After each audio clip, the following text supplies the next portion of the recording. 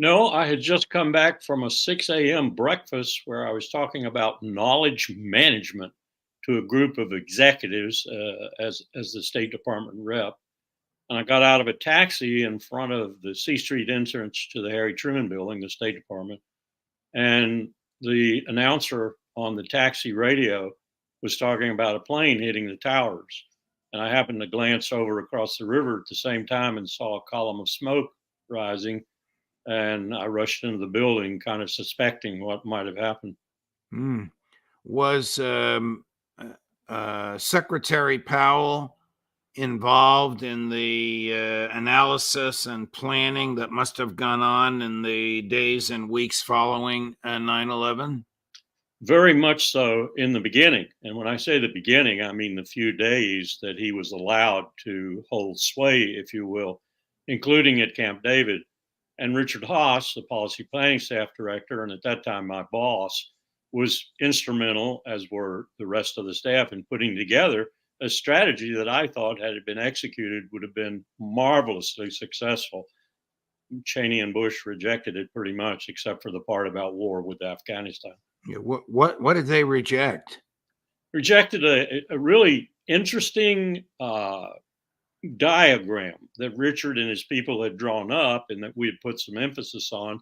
And it essentially showed all the countries with whom we had significant relations and some lesser ones, and what we wanted from them in, as Powell put it, this moment of global solidarity unparalleled in the 21st and 20th century.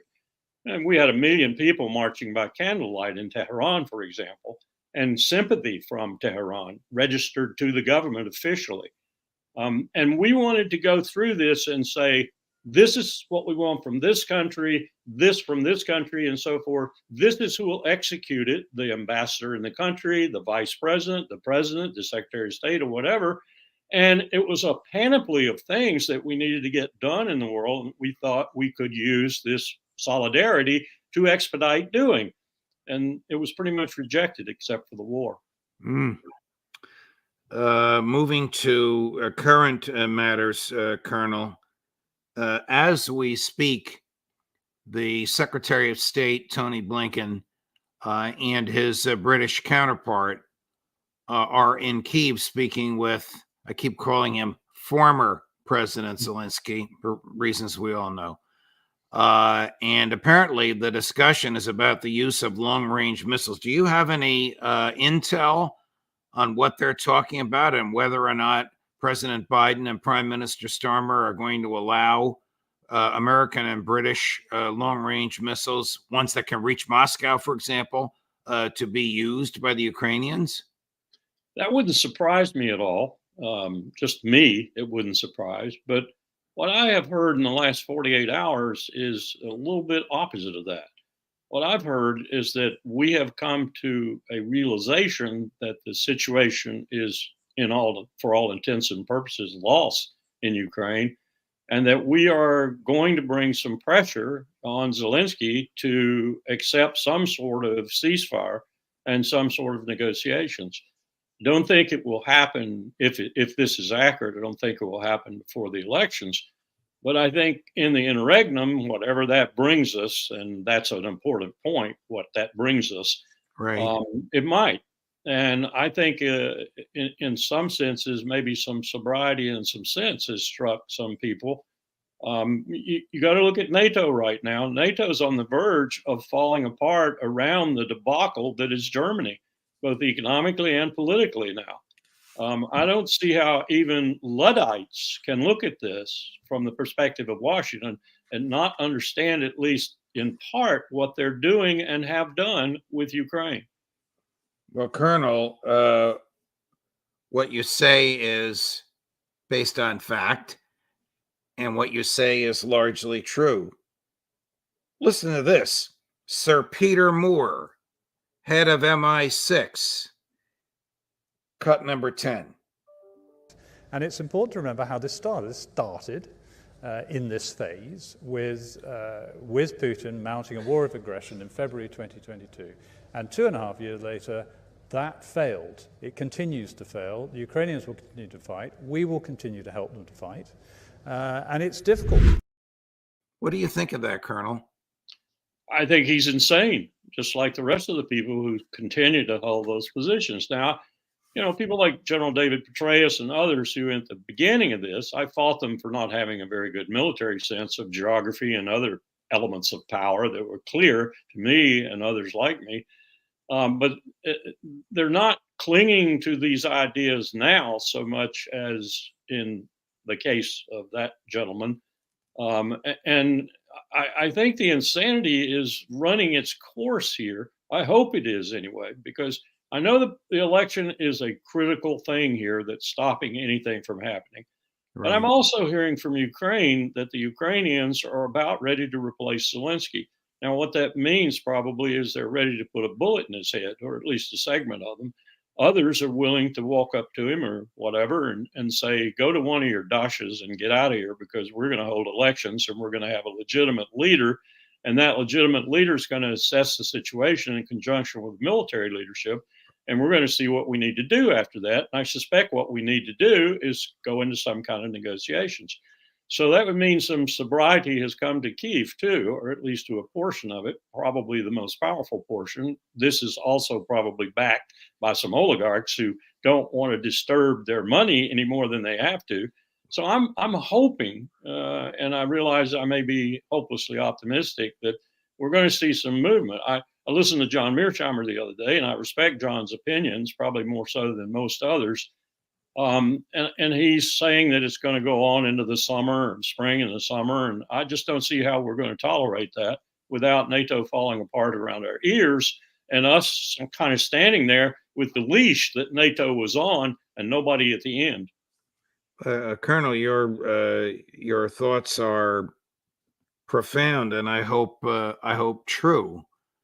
But if there's going to be an election in Kyiv, can they possibly have one without bringing Mrs. Newland back to the State Department to make sure that the right people win? I mean, here she is. It's just a photograph of her, but over the weekend, she acknowledged what we have accused her and her colleagues of doing for a long time. That both Moscow and Kyiv initially sought a diplomatic resolution in early 2022. There was an agreement. It was reduced to writing, was an inch and a half thick. The negotiators each initialed both pages. And then she and Boris Johnson and Tony Blinken and Joe Biden scuttled it.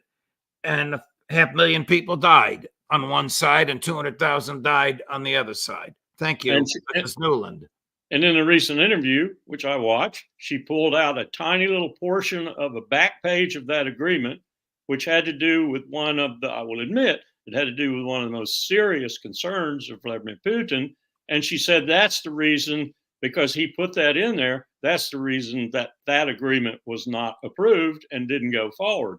Well, that's nonsense, because that portion dealt with the anti-ballistic missile carriers that we were going to give Ukraine and put our technicians with and mount them in the easternmost regions of Ukraine, and they can be in 24 hours converted to INF type weapons delivery. That is to say, tactical nuclear weapons delivery. And that's what Putin feared. And I think that was the trigger that caused him to put that in the agreement. And when we saw that, maybe Victoria Nuland thought that was, don't go any further. But that's nonsense. That was his concern all along, and he made that quite clear. She's making it sound like he's Bibi Netanyahu demanding more concessions when everything else is agreed to. Exactly. Wow. And that's a favorite negotiating technique of people like us who think we're always right.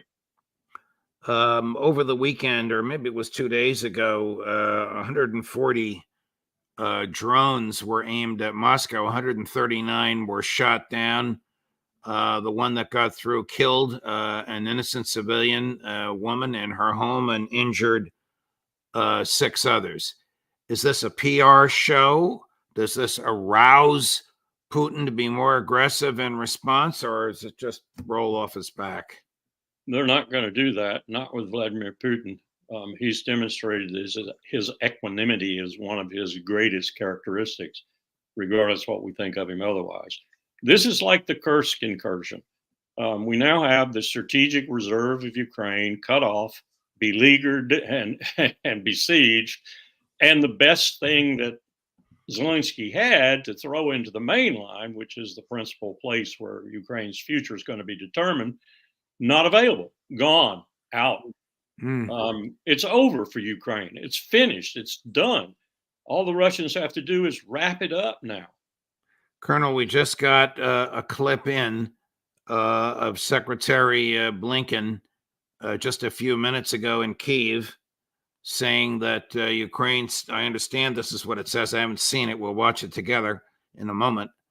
That Ukraine still plans to join NATO. It seems inconceivable, but let's watch and listen. It's important that the Ukrainian people continue to hear directly from us.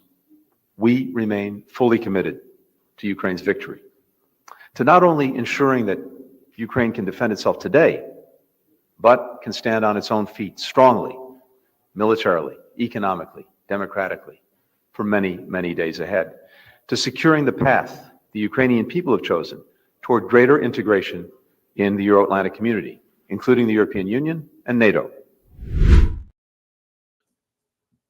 Why would NATO want Ukraine?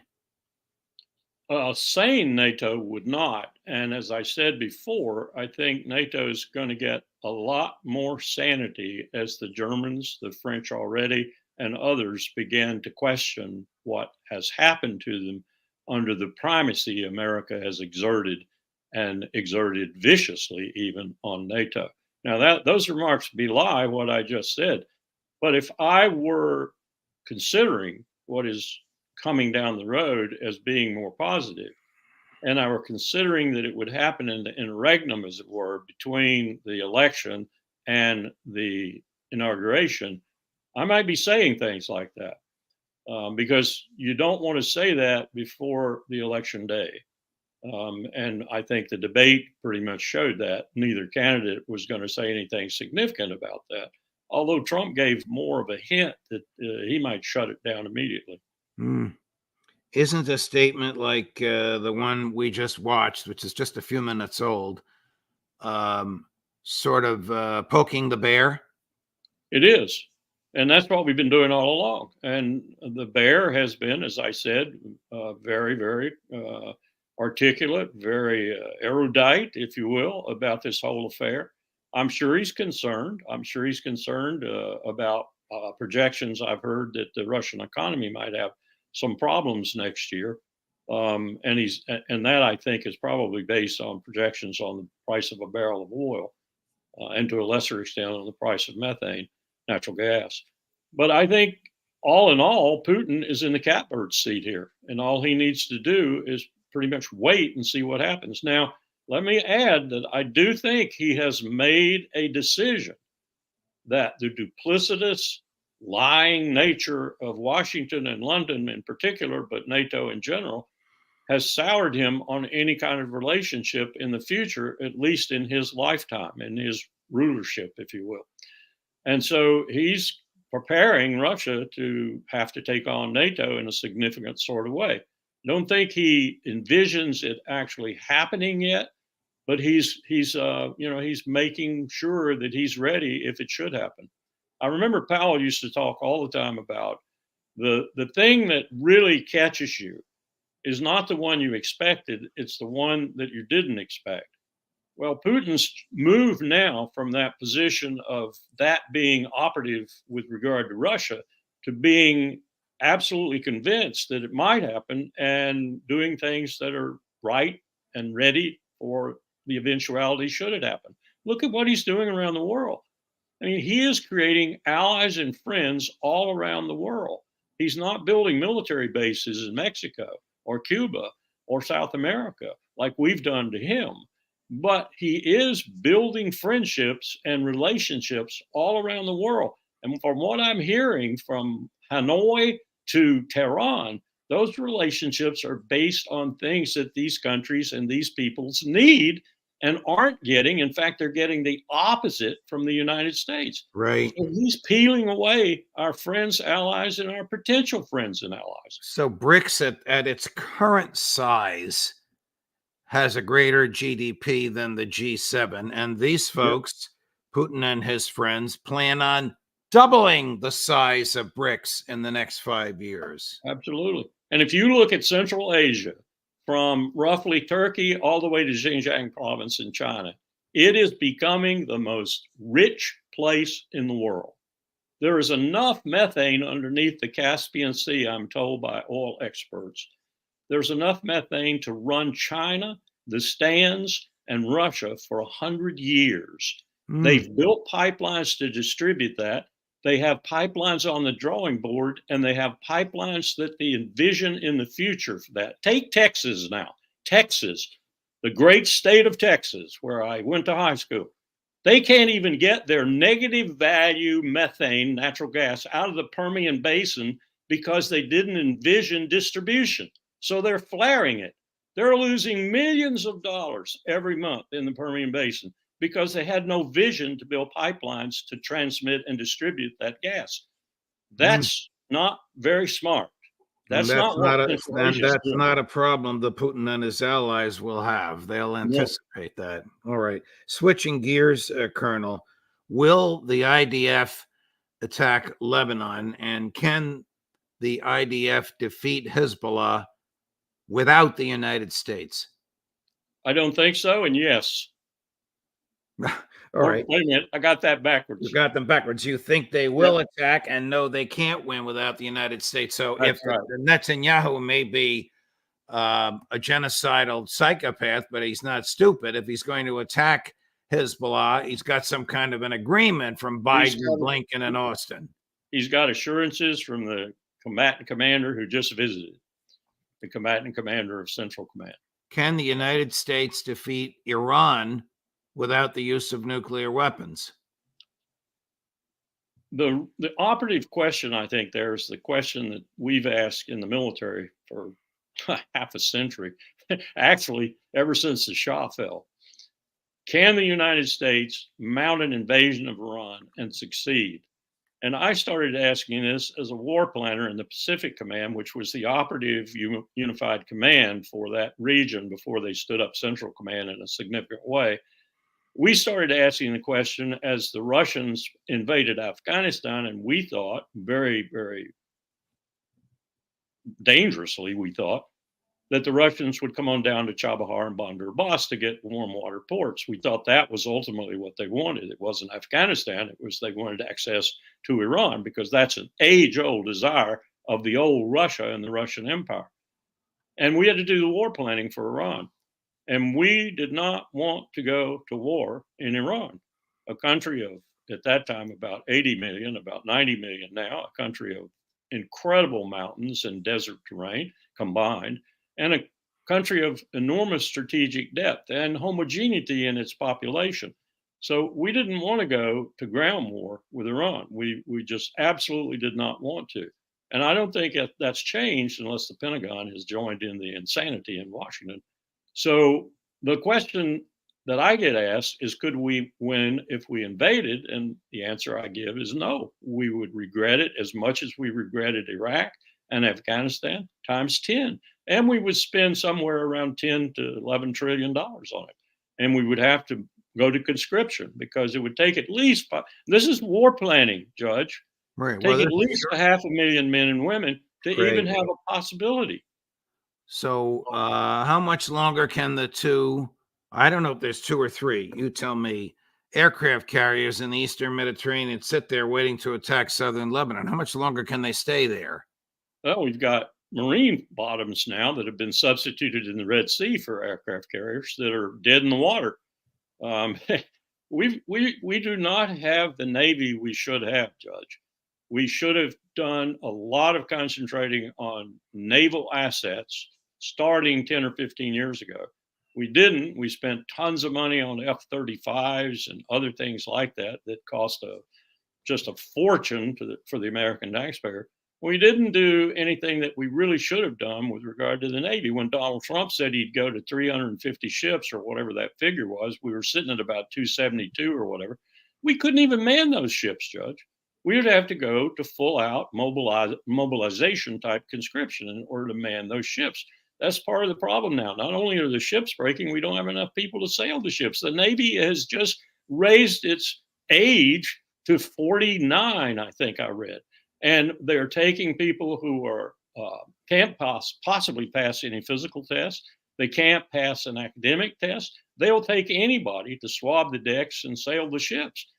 We're in trouble. We're in deep trouble. And our Navy, which is, I think, I'm a soldier. I think our Navy is the most important arm of our armed forces because it protects our commerce. It keeps the seas open. All of our founders thought the Navy was the most. They didn't write in the Constitution to raise and support armies. They wrote provide for a Navy. There's a reason why they wrote that. And we're letting that Navy go to hell.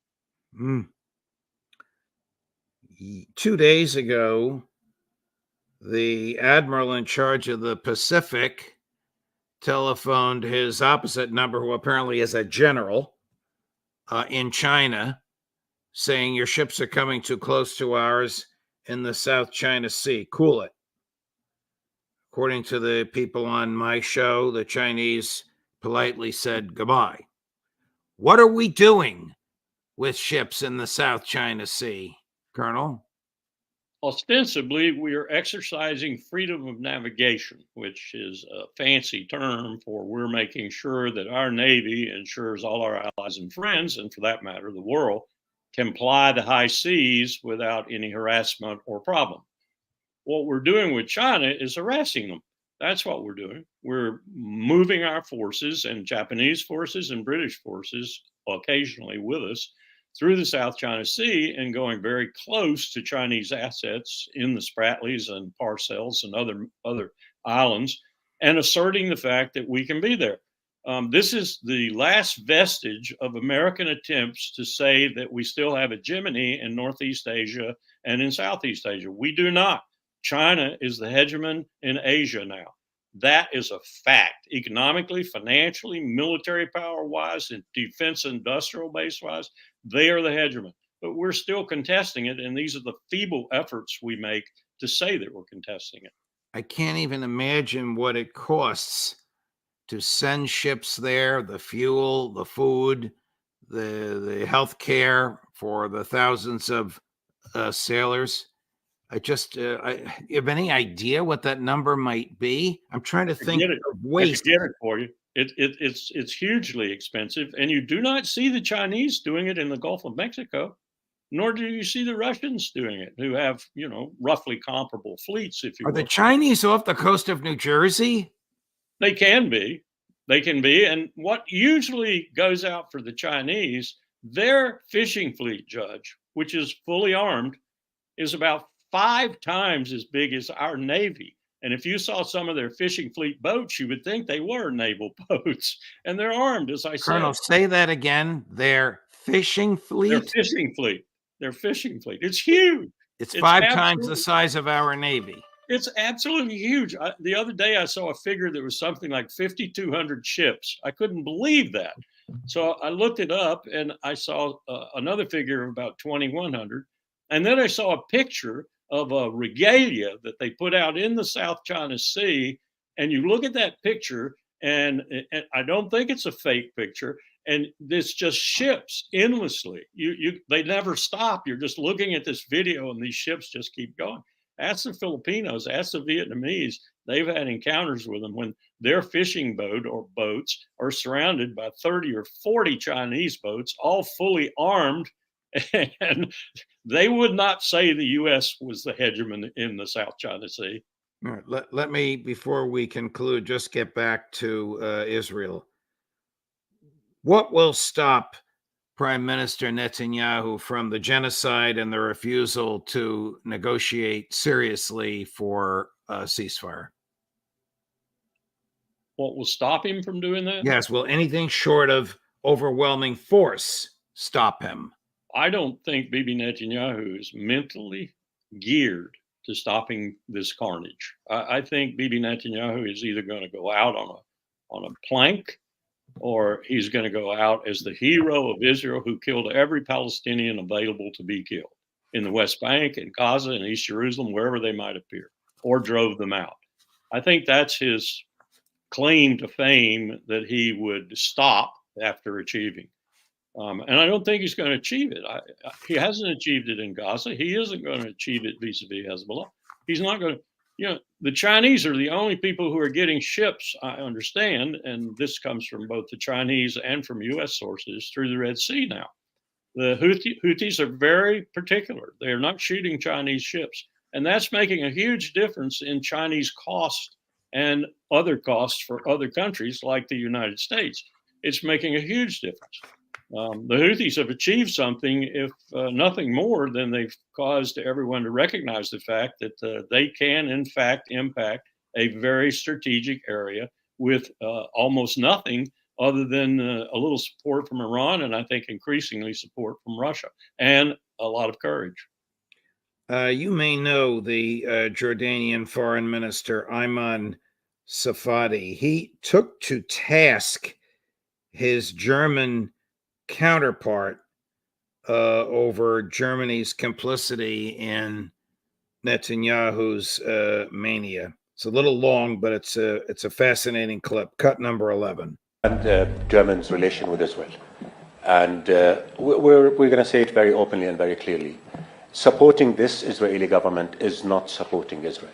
On the contrary, supporting Israel means standing up to what Israel is doing in terms of violating international law, in terms of violating humanitarian international law, in terms of pushing towards escalation, in terms of killing innocent people. The Palestinians are the biggest victims of this aggression. But the credibility of international law is also a victim. The standing, and I have to be very, very honest if I may, Annalena, the standing of countries like Germany in the region is also a victim. This Israeli government does not care about international law. It has shown that it does not care about international humanitarian law. It has shown that it does not care about peace and about its friends. And that's why it has defied even its friends. The humanitarian axis, the US, Germany, other close friends of Israel have urged Israel to end the siege on Gaza and to allow for sufficient humanitarian aid. The Israeli government shunned them. The US, Germany, and others have been pushing for ceasefire talks. Israeli Prime Minister aborted those talks. Even the exchange deal, everybody has supported the exchange deal. The Israeli Prime Minister aborted the exchange talks because he does not want them. He wants to continue with this war. True, all true. The only thing he left out is that sharing the blame with Israel for all that he cited is the United States of America. Correct. Now, I don't know what relationships are like at this level, but she sat there. Presumably she understands English, even though she's the German foreign minister. She just sat there mute, essentially not challenging anything he was saying. Maybe she challenged them after the cameras went off. I dare say she probably agrees with him privately and personally. And she knows that the complexion of Germany with regard to Israel is changing majorly right now, politically. And the difference is going to be significant, I think. That's one reason you saw Putin very cleverly. I mean, this man is smart. He very cleverly has offered to reopen the Nord Stream system for Germany to restore its cheap energy and to restore its relationship with Russia and to restore its economy. Very smart thing to do. Well, that would be the Nord Stream pipeline, the one that was destroyed by two drunken guys in a sailboat, according to Joe Biden. By the way, has it been repaired and restored? There is another portion to it, and it wouldn't take much to get it going back again if Germany said it wanted to do it. It just wouldn't take that much. At least that's what I'm told by the oil. Something about the winter weather may cause Germany to say they want to do it. I think that was part of the reason Putin said it when he said it. He knows what's coming. Colonel, it's a pleasure, my dear friend. Thank you very much for joining us.